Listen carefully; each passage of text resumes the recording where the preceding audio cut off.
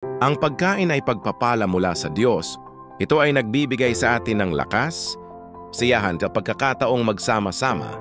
Ngunit tulad ng ibang mabubuting bagay, kailangan itong gawin sa tamang balanse.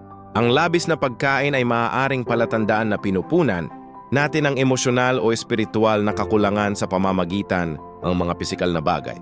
Ipinapaalala sa atin ng Diyos na magkaroon ng pagpipigil sa sarili at parangalan siya sa lahat ng aspeto ng ating buhay, kabilang na ang ating pagkain.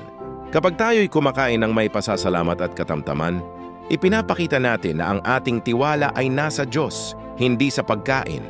Imbitahan natin ang Diyos, maging sa ating araw-araw na pagkain, at hingin ang disiplina na pangalagaan ang ating katawan bilang templo niya.